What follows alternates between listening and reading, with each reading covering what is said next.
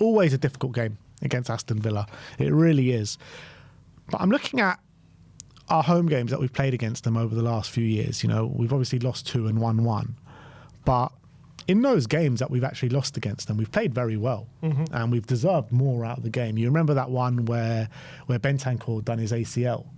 Or he got he done his ankle that day, right? With Matt, yeah, exactly. That bastard. But you remember, like, that day, we absolutely were tearing them to shreds. Like we were we could have been 3-0 up before Bentancur goes off injured. We didn't take our chances. I think it was the same back in Feb 2025 when we lost 2-1 as well. Like, we were really taking the game to them. We should have scored so many goals, and they kind of sucker punched us. I don't know what it is against Aston Villa. Last year we beat them 4-1, but in those 2 games when we've lost, like... So basically what I'm saying is the last 3 games we played at home, I think we've deserved 3 wins, but we haven't got them. Well, obviously, the one was under Ange. We was really unlucky. Again, the way... We seem to always play well against Villa, it seems, I think. I know last season in that FA Cup game, we didn't, and then back end of the season when we were all focused on the Europa League, we got beat. But I think by and large, when we go toe to toe with Villa, we are usually the better team. I think we usually play better. Sometimes Villa, beat us while being second best and get a bit lucky. But I think by and large, we are the ones with superior players and we're the better team. But I like Unai Emery. I think he's a very smart manager. He's a very tactically aware manager. He changes a lot of things in game when things aren't working. He's more than happy to make a half-time tweak or substitution. He's not scared to change things if they're not working. But the way Villa like to play, for some reason, I think they like to play things quite narrow and quite compressed, and they play this quite like... this high line which basically tries to catch you offside, and it's very hard to break unless your kind of passes over the top are perfect. And I remember that game that we talked about, didn't Son score a hat-trick of offside goals? Yeah. And in that game when we lost 2-1. This goes to show how that was the Bentancur game, isn't it? Yeah. That, he scored a hat-trick of offside goals that game. And that goes to show, a few of those were just inches, weren't they? Very, very tight calls. So, but if you get those passes off, we've shown we beat them 4-1, we beat them 4-0. We had strong wins against them as well once we get the tactical advantages. But I feel like when their pressing is on point and they're so aggressive, if you allow them to kind of bully you. I remember watching them once against Man City where they beat them 1-0 at Villa Park, and they were just so relentless the whole game. They literally never stopped. Every time any pass went into the middle, they were onto them, breaking up the play. And I think when their intensity doesn't slow down, they're a formidable side. But sometimes that intensity can drop off. And when their intensity drops off and they're playing this high line and this condensed way, very narrow, they can all of a sudden be found out. And I think that width that we play with, we're actually, in a weird way, the way we've been playing this season could be tailor-made for Villa. Because we've been focusing a lot down the wide areas. We've been focusing a lot in building up out wide and getting overloads. And Villa don't like that. They like to play through the centre. And they like to overload in the centre. But we avoid that area. So I think it could be a very interesting tactical battle. Yeah, I agree with that. But you're looking at Villa as well in terms of their team news coming into it. They've got Tielemans injured. Mings is actually a doubt, and Buendia, I think, has been past fit for this game. Buendia, very good player. But you're looking at their turn of form over the last few weeks. I think 4 wins on the bounce now for Aston Villa. Doniel Marlon starting to really impact things. I think Morgan Rogers, after a bit of a slow start to the season, starting to perform a bit as well. They've got some really good players in there, don't they? You look at Ezri Konsa, seems to be a go-to defender for England now. He's a very good player. John McGinn, I think he's performing really well over the last couple of games. Ollie Watkins, a bit up and down this season, hasn't really hit the heights of what he's been doing over the last couple of years, but they're always a team to be mindful of the quality that they do have. What do you make out of this kind of turn of form for Aston Villa? Because it was such a dreadful start to the season, wasn't it? It's like 5 or 6 games without a win, and now in all competitions, 4 wins on the bounce. Yeah, but it is important to keep in mind it's 2 in the league and 2 in Europa League, and they've won 2 Europa League games, fair play. 2 wins against Bologna and Feyenoord, which are not easy games. But in the Premier League, if you look at those 2 games, they beat Burnley at home, fair enough. They beat them 2-1, fairly tight game, but deserved the win. Fulham at home, I watched that game. They went 1-0 down, and then Fulham had a goal wrongly disallowed, and they had a penalty, which I thought Josh King was wiped out by Martinez, and the referee booked him for diving when that should have been a penalty. So if things could have if things would have been different, that could have easily gone against them that game. They could have been 2-3-0 down before they turned it around. But fair play to them, they got the equaliser just before half-time against run of play and ended up winning the game comfortably in the second half 3-1. But that game could have been very different. I was watching that game. So, in the Premier League, I don't know if they've got 2 wins on the bounce, but I don't know. I still have doubts about them right now in terms of, is this a real turning point, or do they still have a lot of proving to do? But they are, in all comps, they are on 4 wins on the bounce, and Villa are very much a team. Once they start building momentum, they can be very hard to stop sometimes. And I think you've seen it with Unai Emery's team when they're in a good moment. Right, they can go on long runs of being unbeaten and getting wins, but all of a sudden when it turns, they can go very inconsistent form, and we've seen it with a lot of his teams. They have a lot of times they have great first half of seasons and bad second half of seasons, and all come like March, April, they really just fall flat, and that they have these periods in the season. So they're in a good period at the moment. It looks like 4 wins in the bounce, but before that, they were really struggling, and I think the team has gone a bit stale a bit. They had a really poor summer, I felt. Their transfer business wasn't really the business of a team who was looking to kick on, was it? I felt. They lost Rashford, Asensio. The reality is they got weaker from last year. Yeah. Their squad in the second half of the season, it's weaker now. Yeah. For sure. Especially when you had, as you said, look at Rashford. He's doing quite well for Barca at the moment. Asensio was good for them. And they've lost those 2 who were on loan. It's fair. They do have Harvey Elliott that hasn't had a look in yet. Yeah, he's a good player. He is a good player. In terms of, he's very different to Asensio and Rashford, who are very much like they can get you the output, whereas Elliott's still a bit of a work in progress, but I do believe he's got really high potential. Don't get me wrong, I like him a lot, but I don't think you can expect him to replace the goals and assists that Rashford and Asensio are getting you probably last season straight away anyway. So I don't even think Rashford got many goals and assists, did he? He did, didn't he? Or in Champions League, he was getting quite a few. Yeah, in the Premier League, I don't think he did much. Premier League, actually, he was playing quite well though, I felt. And look, you can see at Barca, he's getting quite a few goals and assists. So I think there's an element at the moment with Villa of just frustration all round. I reckon Emery's frustrated, the fans frustrated. I think this could be his last season. Yeah, I think it will be. He's done a phenomenal job, but I think he might have hit his ceiling at Villa, like Champions League. What was it, quarter-final last year? Got them into the Champions League via a league finish, top 4. Is he ever going to get better than that?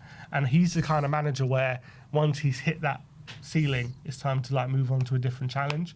And I think maybe at the end of the season he might come to realise he has hit that ceiling. Yeah, there might even be one point during the season where he gets sacked. Might be. There could be. You're looking at if the form that he showed beginning of the season kind of repeats itself and it is a common theme throughout the season, I wouldn't be surprised to see Unai Emery go. And you're looking at, I just said there were 4 wins on the bounce, right? But those wins, Burnley, Fulham, drew against Sunderland. They've got us, Man City. They were playing against 10 men as well and 1-0 up, and they gave it up. They got us, Man City, and Liverpool over the next 3 games. I don't have them down for a win against any of those 3 teams. I feel like a team like Villa under Unai Emery, they need to have this almost excitement and exuberance and energy about them, about the project and where they're going. I think at the moment they've kind of had a brilliant 2-3 years where they've kind of been underdogs, right? And they've surprised a lot of people, and they've put themselves in positions where they're challenging for European spots, and they've even got Champions League football, right? But now they're gone past that. Now they're expected to be in these positions, and now it's like a disappointment if they're not challenging the Champions League football. Now they're expected to kick on. So I feel like that energy of that excitement of, oh my God, we're in a European challenge, that's dissipated. And now it's come with expectation. Now it's come with, where do we go from here? And with the lack of, maybe, I don't know, whether you call it lack of ambition or frustrations of the PSR that they can't spend, it's led to... Isn't it 1 year in the Champions League only? They only had 1 year in it. Yeah, but still, that's unbelievable. But they're Villa fans, after being there, they're expected to. That's where they want to be year in, year out. Last season, they did finish sixth, but they were in and there. Missed out last day of the season. Yeah, they were there thereabouts, weren't they? Up and which I think was why they weren't like disappointed what happened, because they got to a quarter final and they finished sixth. They were there thereabouts, or fifth was it? No, sixth. No, they finished sixth. They were there thereabouts throughout the whole season. So I don't think any Villa fan was like unhappy with the bigger picture, but they're expected to be in these conversations now. So it's not like some big underdog story anymore that they're in these battles. So I think that energy and that excitement of being in those challenges is sapped from them, and they're expected to kick on. And with the transfer window they had, that is not a sign of a club kicking on. That's a sign of stagnating. When you say Villa are expected to kick on, what was the expectancy going into this season? Well, after the transfer window, obviously the expectation is lower. But I'm just saying, every year you always want to be better than the previous year, don't you? Of course you want to be, but is that's an expectation expectancy? From the fans. It's disappointing if you don't. Yeah, it is. But I still think, like, when you look at Villa compared to all the other clubs, because you had clubs that had really bad seasons last year and not where they should be, like Spurs, like Manchester United. Maybe Man United are still down there, but Spurs, looking to challenge this year. Newcastle, they lost Isaac, but they invested pretty well this summer. You've got teams that are willing to go and invest. Villa can't invest because of the financial situation. So surely their fans know that, and their fans know that teams are overlapping them right now. So the expectancy can't be to keep challenging for the Champions League. No, it's not. I'm not saying that they think they're going to be in the Champions League this season. I'm saying the excitement of like being in these European challenges, I think, is starting to sap away because they've been there now. So what's the next step? Like if it's right now they're like in mid-table and they're stagnating and they haven't had a good summer and they're not improving the team and they're relying on the same players to maybe overperform constantly, and they're expecting the manager. It's quite similar, I feel, to a lesser extent of how we were in the latter stages of like Pochettino, where it's like, okay, we got those Champions League spots and that was great, but then what's like all of a sudden that stops being exciting. You need the next step, and then we were stagnating. We were getting frustrated. I get what you're saying. We were lacking ambition. I get what you're saying about the team's got a bit stale and everything like that. But the excitement thing of getting European football, I don't think that's changed at all at Aston Villa, because they haven't been in Europe for long enough for that to go. They've only been in Europe for like a year. You know what I mean? Like, it's not long enough for that excitement to go. Third year in a row.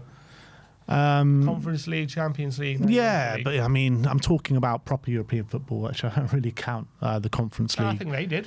Yeah, maybe they did, but you're talking about Champions League, Europa League. That's where Aston Villa want to be, right? Conference League will be all right, fine, we'll take it, but it's not exactly going to excite them. I mean, they would definitely, because it was that was their first year back in Europe. But now they've tasted Champions League, and now they're in the Europa League. They won't take Conference League football. You know what I mean? So I think the excitement for them to be in the Europa League and Champions League is still going to be at very high levels, extremely high levels. Of course, I'm not saying it won't be. I'm just saying there was a real, I think, collective energy around the club when they were in these battles. But now it's going to take a little bit more than that to get that energy back, I feel. And I feel the place is stagnating a bit. It's feeling a bit stale. And I can feel that frustration from the Villa fans. I can feel it. I can see it. I can see it in the way they play. They're not playing with the same energy that they were for the last two seasons. There's something not quite right at the moment. Yeah, and I think that's just because of where the club is financially. Like, if the club were able to invest, like, it would be a different place right now. But unfortunately for them, they're just in a really bad spot in terms of PSR and everything like that. So unfortunately, the only way I can see for Villa is going the other way. Like, I can't see them sustaining European challenges and being fighting for top 4, top 5, even top 6. Unless they win Europa League, maybe. Yeah, I mean, that's their only avenue. But what I'm saying is, like, the long-term future of Villa, we always said it over the last year or two, like, it's not sustainable, the way that they're spending, the wages to turnover ratio, all that kind of stuff. Like, it was just not sustainable the way. So I think the only way for them is to go back down the table. And you're looking at other teams like your Crystal Palaces, like your Newcastles, like your Tottenhams to a certain extent, because we finished 17th last season. I think all of those teams are going to start to leapfrog Aston Villa. Well, I think they bet big last season on getting back in the Champions League, because they were spending upwards of, 90. They missed out on goal difference at the end of the day. I understand, but they were, 90% of their wages, of their turnover was going on wages. Yeah. So that was a big bet of getting back in the Champions League, and they missed out because of that horrible error from the referee at the back end against United, and that could potentially be a massive sliding doors moment for the team, because the drop off in revenue from Europa League to Champions League to Europa League is massive. Yeah, and the fact that they bet so big with their wages and getting back in it, the fact it didn't happen, I think could lead to really bad lasting effects for them. Yeah, I agree. But look, that's. But in terms of the weekend, yeah, I think we need a big performance. We need a big home performance. We haven't really had one yet. I know it's only been 4 games, so I can't really sit here and, like, I remember under Poch. I remember when it clicked under Poch. There was a game where we first had this, like, a great performance. It was like we played Everton at home. I remember Soldado scored. It was just before we played. We beat Chelsea 5-3, and that was like November time.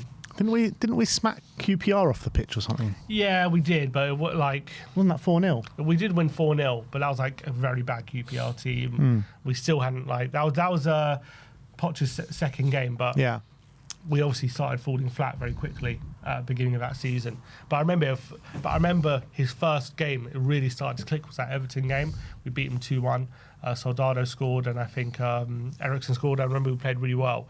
And then from then on, like, we started to really see the team connecting. And like, I remember that game was so significant because that was the game he banished Adebayor, he banished Kabul, like, he banished all these players. But what my point is, that took until like November, December to happen. So I'm not saying if we don't see it in this game, like, we should be wide. I'm just saying I would like to see a big home performance. We haven't really seen one yet. Yeah, of course we would like to see it, and I'm not kind of desperate for that. Like, obviously I'd like to see it, and I really want to see it, and I can't wait for this team to click. But I have so much faith that this team is going to click eventually this season. Like, literally, I've got nothing I've had more faith in in a long time with Tottenham Hotspur than this team clicking and this manager being the right manager for Tottenham Hotspur. So I just want to see us win. You know, get a home win. Just get those 3 points by hook or by crook. I don't care how the win comes. And if you're patient enough, you're going to see this team click at some point. So it's all about getting as many points up until that point, until we click. So I just want to see those 3 points. Yeah, especially with the hard run we got coming up. You know, we don't know how. Look, I know we've been quite good against good teams so far, but look, they're still good teams for a reason, aren't they? So you can't really expect to win those games. But yeah. So it's very important we get the win, get back-to-back wins again after the Leeds game as well. Start building up momentum again. Which, to be fair, we are unbeaten since the Bournemouth game. So as much as there have been some poor performances and even poor results in that run, we still haven't lost. And if we can start getting wins again on the board consistently, that momentum is going to build. And I think we all want to see a strong home performance. The attack's starting to click. I think we are seeing signs of that synergy being between the attackers. We're starting to see that link and that rhythm happening. Only in fits and spurts, but I think we're starting to see. But that's how it starts, doesn't it? That's how it starts. You know, you see it. You know, I've spoken this season about kind of relationships on the pitch, and I think you're starting to see that build as well. And I think the more chances that Javi gets in the 10, the more relationship that he's going to build with everyone around him. He's going to start to be the hub of the team. You know, cast your mind back to Christian Eriksen, you know, when he was that for us, where whenever Christian Eriksen didn't play, it felt like Spurs had a bad game or we couldn't create anywhere near as many chances. And that's what I want to see Javi Simmons evolve into. And I firmly believe he can evolve into that. I feel like as well, like this season so far, the majority of our players all come down the right-hand side, which makes us a bit predictable. They can, double, triple up on Kudus. And, that doesn't mean they're going to stop him because he can get past anyone. But I want to see us being a dual threat through the middle, down the left and down the right as well, and we haven't seen that as of yet. I think we are starting to see it. I agree we haven't seen it as consistently. I think Porro and Kudus have quite a good rapport down the right hand side, and that's where the majority of attacks are. I think you've seen it improve. You've seen it improve more since Udogi's been on the left. Yeah, 100%. I think Odegaard and Udogi are starting to form quite a good partnership down that left hand side. We're starting to get in a lot more down the left ever since Udogi's come in. And I think we're starting to be a lot more of a threat since Xavi's come into the centre as well. He's starting to do things from that area which we weren't doing before. So I think the attacks are still consistently more effective down the right than centre and left, but we are starting to see more of a threat in those areas than we were, I think, in the earlier parts of the season. Yeah, no, it's not wrong, but I would just like to see more. And it will click eventually, like I keep saying. Like, it will definitely click eventually. But what else do I want to see in this game? I want to see some more Porro goal contributions, man. Like, the guy's got so much quality, and last year it felt like he was getting goal contributions all the time. It just hasn't happened too much this season. Well, it's funny to say that. I remember we were having a conversation last season, probably around November time, and he hadn't had as many at that point as he did the previous season.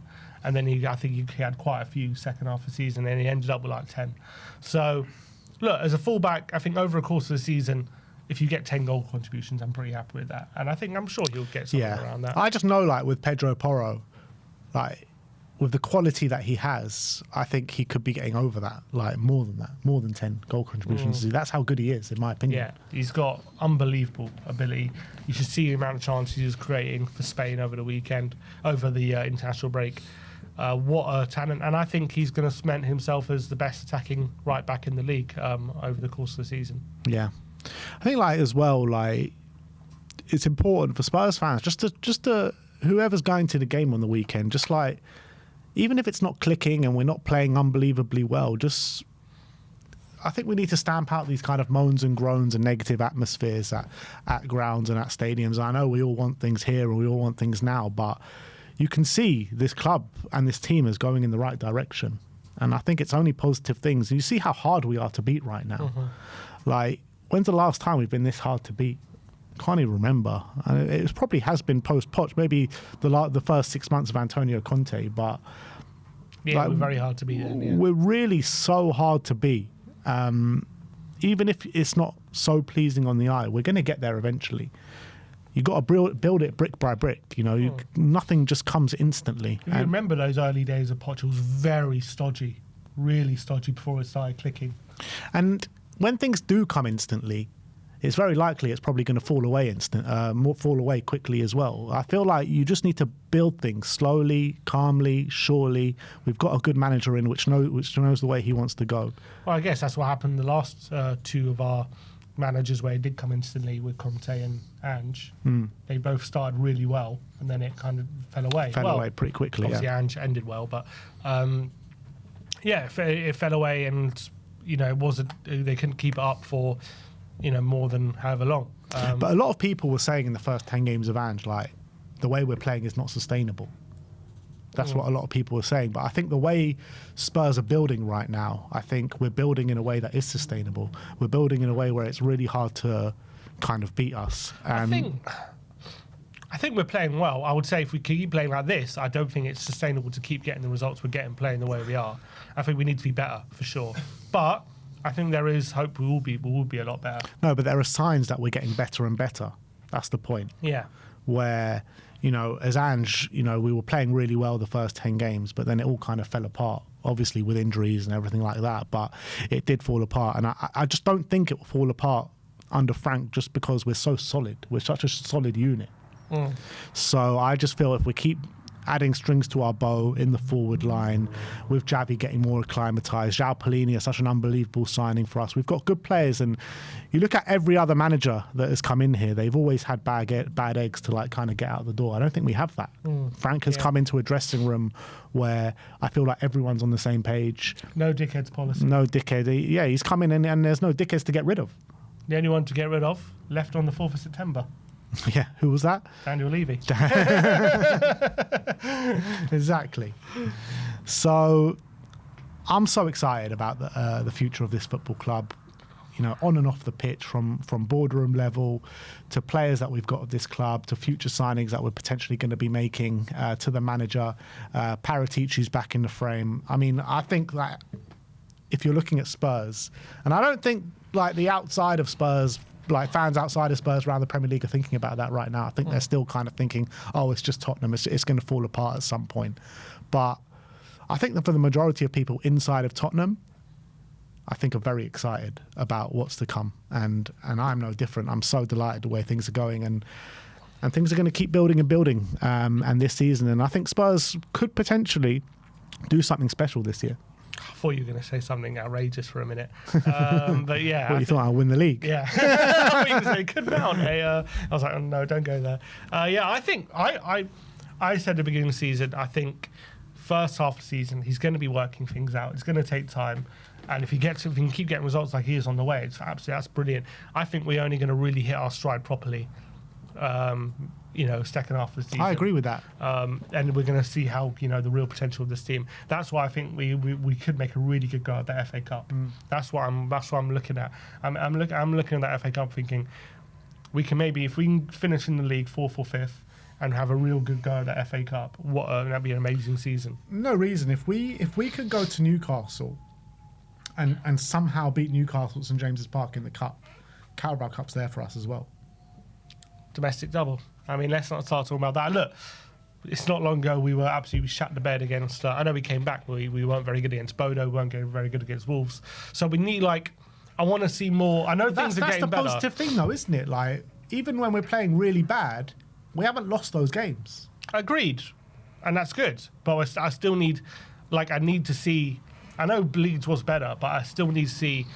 I'm not before I can say things are better. I need to see them being better. I am confident they will get better, but I can't sit here and say we're gonna win the Carabao. We're gonna go to Newcastle away unless I'm seeing things being better on the pitch first. But last season, if we were to perform terribly, we'd never. There's no chance we go and get anything out of the game. We'd probably get beat 3 or 4, 2 or 3. You know what I mean? At least now, we're staying in games, and even when we're playing poorly, you don't lose the game. And that's what you got to do. If you can't win the game, you just don't lose it. That's what you got to do. And I think Spurs are doing that so well so far this season. And yes, we all want to see free-flowing attacking football and easier football on the eye. We're not seeing that right now, granted, but that will come. But we saw with Liverpool, the performances catch up with them, they start losing, and that can easily happen with us if we don't improve. Is my point. So we need to keep improving. But I do think there are signs we are improving. But I'm just saying, my only point is, yes, we're maybe getting good results, all better. We're not losing sometimes when we're not playing well, which is good, but we can't keep not playing well. Agreed. It's like I said, it's you got to build it brick by brick, and I think you're looking at performances like the Brighton game, which I thought we performed really well in. Should have taken 3 points. The Leeds game, I thought that was another step forward. Yes, there's been steps back in there as well, but it's all a learning process. It's all a process of moving forward, and it's just about keep building, keep imprinting Frank's ideas onto the team. His first job was to make us hard to beat. His first job was to get us that structure. I feel the structure's there. His next job is to make us more of a dynamic opposition, more of a free-flowing team, more of a dangerous opposition where we can create chances at will. That hasn't come yet, but it will come.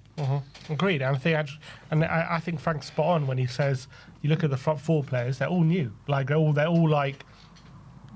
all need time to understand each other, and that's what all attacking players are. It's all about relationships, knowing when he's going to make the run, knowing how he likes to be played in. Does he like the ball to feed? Does he like a ball in behind?